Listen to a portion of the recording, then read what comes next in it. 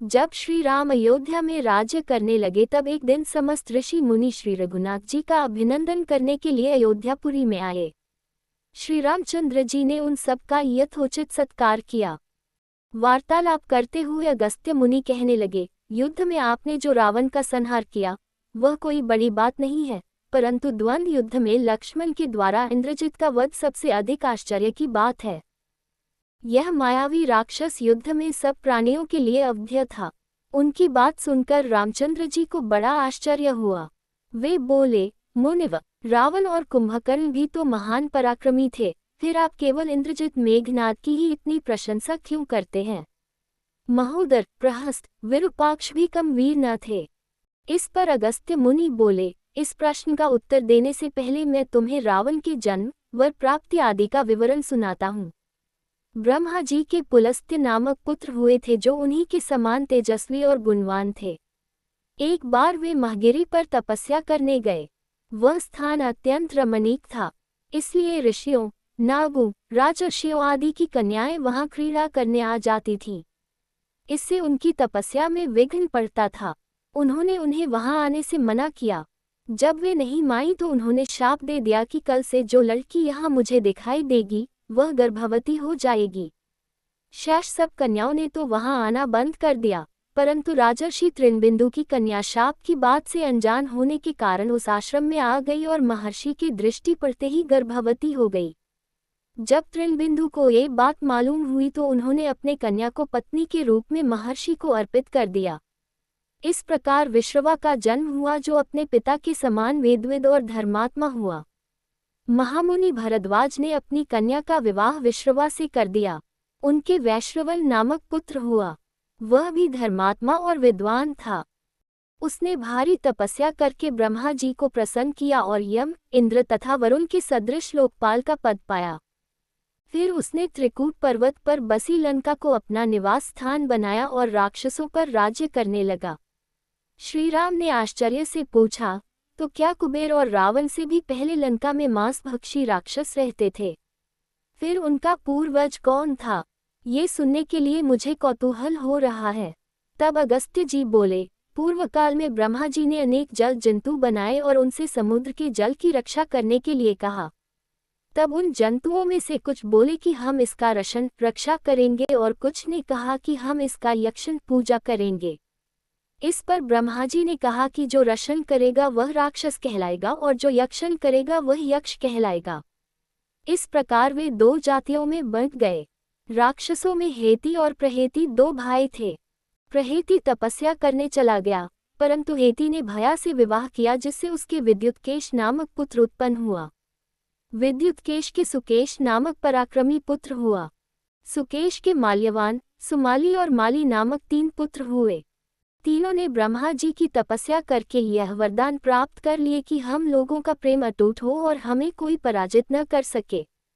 वर पाकर वे निर्भय हो गए और असुरों को सताने लगे। उन्होंने विश्वकर्मा से एक अत्यंत सुंदर नगर बनाने के लिए कहा। इस पर विश्वकर्मा ने उन्हें लंकापुरी का पता बताकर भेज दिया।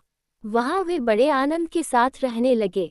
माल्यवान के वज्र मुष्टि, विरूपाक्ष, दुर्मुख, सुप्ताघ्न, यज्ञकोप, मत और उन्मत नामक 7 पुत्र हुए। सुमाली के प्रहस्त्र, अकंपन, विकट, कालिकामुख, धूम्राक्ष, दंड, सुपार्श, सहनादि, प्रधस एवं भारकन नाम के 10 पुत्र हुए। माली के अनल, अनिल, हर और संपाति नामक 4 पुत्र हुए। ये सब बलवान और दुष्ट प्रकृति होने के कारण ऋषि मुनियों को कष्ट दिया करते थे। उनके कष्टों से दुखी होकर ऋषि मुनिगण जब भगवान विष्णु की शरण में गए तो उन्होंने आश्वासन दिया कि हे ऋषियों, मैं इन दुष्टों का अवश्य ही नाश करूंगा। जब राक्षसों को विष्णु के इस आश्वासन की सूचना मिली तो वे सब मंत्रणा करके संगठित हो माली की सेनापतित्व में इंद्रलोक पर आक्रमण करने के लिए चल पड़े।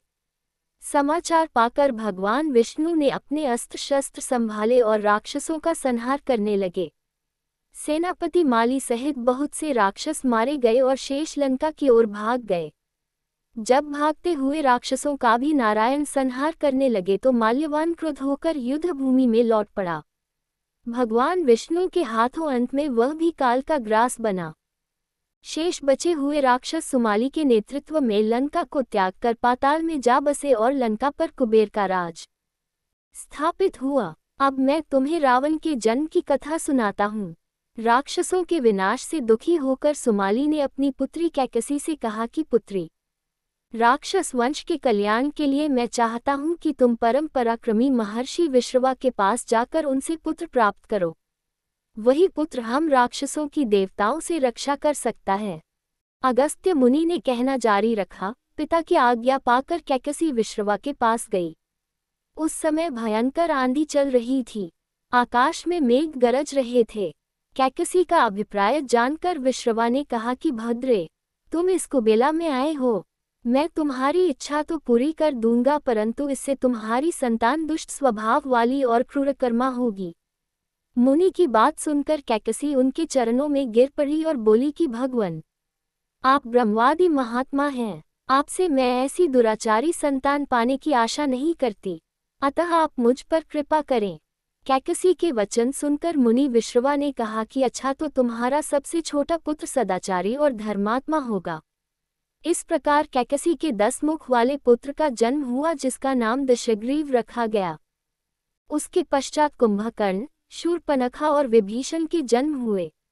दशग्रीव और कुंभकर्ण अत्यंत दुष्ट थे, किंतु विभीषण धर्मात्मा प्रकृति का था।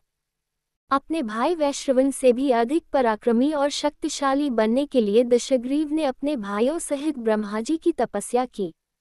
ब्रह्मा के प्रसन्न होने पर दशग्रीव ने मांगा कि मैं गरुड़, नाग, यक्ष, दैत्य, दानव, राक्षस तथा देवताओं के लिए अवध्य हो जाऊं। ब्रह्मा जी ने तथास्तु कहकर उसकी इच्छा पूरी कर दी। विभीषण ने धर्म में अविचल मति का और कुंभकर्ण ने वर्षों तक सोते रहने का वरदान पाया। फिर दशग्रीव ने लंका के राजा कुबेर को विवश किया कि वह लंका छोड़कर अपना राज्य उसे सौंप दे। अपने पिता विश्रवा के समझाने पर कुबेर ने लंका का परित्याग कर दिया और रावण अपनी सेना, भाइयों तथा सेवकों के साथ लंका में रहने लगा। लंका में जम जाने के बाद अपने बहन शूर्पणखा का विवाह कालका के पुत्र दानवराज विद्युवेहवा के साथ कर दिया। उसने स्वयं दिति के पुत्र मय की कन्या मंदोदरी से विवाह किया, जो हेमा नामक अप्सरा के गर्भ से उत्पन्न हुई थी। विरोचन कुमार बलि की पुत्री वज्रज्वला से कुंभकर्ण का और गंधर्वराज महात्मा शैलुष की कन्या सरमा से विभीषण का विवाह हुआ। कुछ समय पश्चात मंदोदरी ने मेघनाद को जन्म दिया, जो इंद्र को परास्त कर संसार में इंद्रजित के नाम से प्रसिद्ध हुआ। सत्ता के मद में रावण उच्छृंखल हो देवताओं, ऋषियों, यक्षों और गंधर्वों को नाना प्रकार से कष्ट देने लगा। एक बार उसने कुबेर पर चढ़ाई करके उसे युद्ध में पराजित कर दिया और अपनी विजय की स्मृति के रूप में कुबेर के पुष्पक विमान पर अधिकार कर लिया।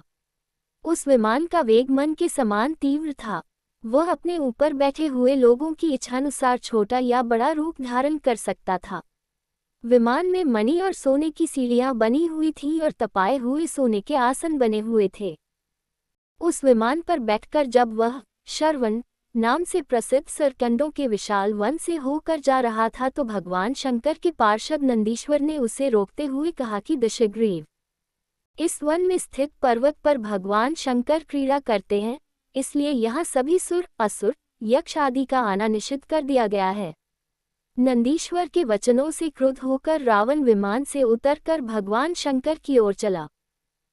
उसे रोकने के लिए उससे थोड़ी दूर पर हाथ में शूल लिए नंदी दूसरे शिव की भांति खड़े हो गए। उनका मुख वानर जैसा था। उसे देखकर रावण ठहाका मारकर हंस पड़ा। इससे कुपित हो नंदी बोले कि दशानन, तुमने मेरे वानर रूप की अवहेलना की है, इसलिए तुम्हारे कुल का नाश करने के लिए मेरे ही समान पराक्रमी रूप और तेज से संपन्न वानर उत्पन्न होंगे।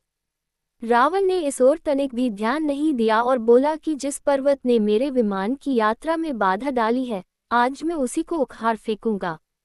ये कहकर उसने पर्वत के निचले भाग में हाथ डालकर उसे उठाने का प्रयत्न किया। जब पर्वत हिलने लगा तो भगवान शंकर ने उस पर्वत को अपने पैर के अंगूठे से दबा दिया। इससे रावण का हाथ बुरी तरह से दब गया और वह पीड़ा से चिल्लाने लगा। जब वह किसी प्रकार से हाथ न निकाल सका तो रोते रोते भगवान शंकर की स्तुति और क्षमा प्रार्थना करने लगा। इस पर भगवान शंकर ने उसे क्षमा कर दिया और उसके प्रार्थना करने पर उसे एक चंद्रहास नामक खड्ग भी दिया।